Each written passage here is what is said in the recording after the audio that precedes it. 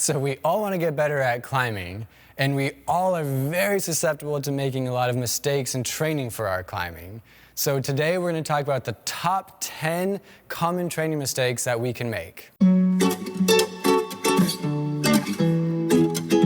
Number 1, not getting enough sleep. So this is really important. Sleep is when we recover. It's when we refine our movements, so we work on our motor control. It's how we reduce our fatigue that we feel the next day when we're exercising, which allows us to exercise harder and stronger with our training. And it reduces our injury risk. So those are all super important factors to training, and all are improved just by getting enough sleep. All right, number 2, not getting enough recovery time. So recovery time is huge. When you climb and when you train, you break down tissue. If you're not allowing yourself adequate recovery time, you're not healing that tissue, so you may feel tired and fatigued and can't climb as hard as you were. And if you're not climbing hard, then you're not actually training for anything new. You're just training at a different level, at a lower level than what you'd want to. They've actually done studies with amounts of training and shown that 4 days, maybe 5 days of training is better than 3 or 6. So obviously 3, you might be not doing enough to get enough change, but 6 days is too much. 4 or 5 days is the sweet spot because you allow for more recovery time. Number 3, poor diet. This one's kind of fun for me because I know a lot of us, we go out there like, oh, I climb for 3 hours, like I can eat whatever I want. Well, no, that's not true. If you're really serious about your training, you need to pay attention to your diet. Proper diet and nutrition is really important with training, and I see that all the time. And you know, sometimes it's fun. You go out and you eat something fun after you're climbing, which is fine, but don't make that your routine. Don't make that mistake. Every time you go climbing for a long time, you eat something really poor for you instead of getting a nice, good, green, healthy diet. Number 4, not tracking your workouts and progression. So this is important because you may see some YouTube video that tells you to do exercise X, Y, or Z. You may see some pro who's showing you their training program. It may not work for you. You need to track those changes over time to know if it's actually doing something. If you don't write that down, you don't know what your body responds to best.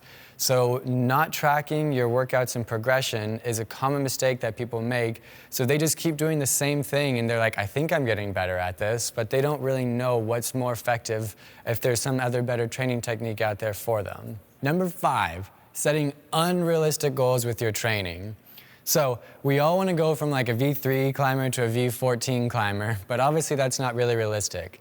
Use the acronym of a SMART goal, so specific, measurable, attainable, realistic, and on a time frame to meet your goals.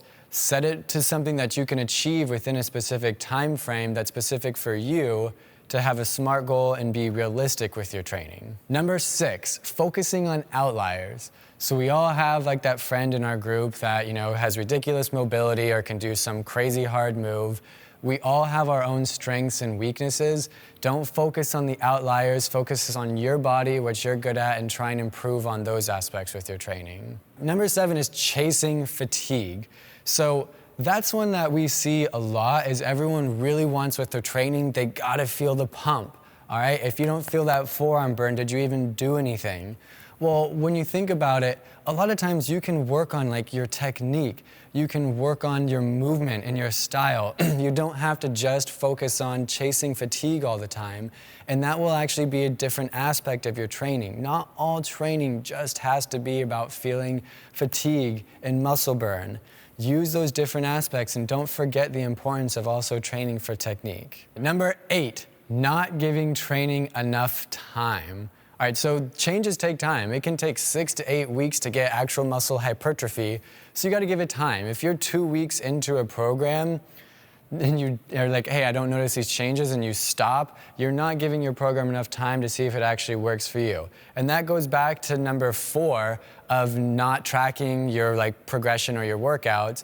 You gotta give it the time and you gotta track it to see if ultimately that training program works for you. Number 9, almost there, let go of ego. Confidence is really important with climbing, but you have to let go of your ego with your training. You're gonna have some days you're not as successful as others. You're gonna have some days where you wanna push through your training and just keep going because you have to follow this program. Let go of your ego.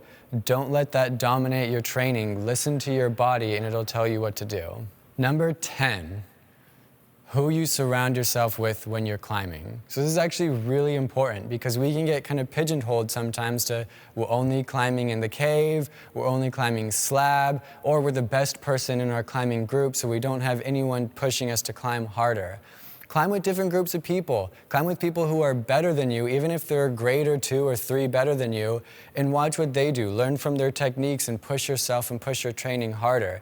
It's great to climb with your friends and have that consistent base, but climb with other groups and other people so you can push yourself and learn more outside of that single group that you have. So those were the 10 common training mistakes that I see the most often and that are really helpful to your climbing and training. So find out what makes the most sense for you. It could be all 10 of them. It could be 4 or 5 of them that you need to work on.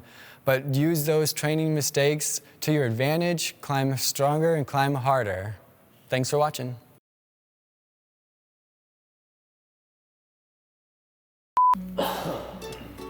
Don't die, bro. Someone needs to edit these videos, man. You can't die.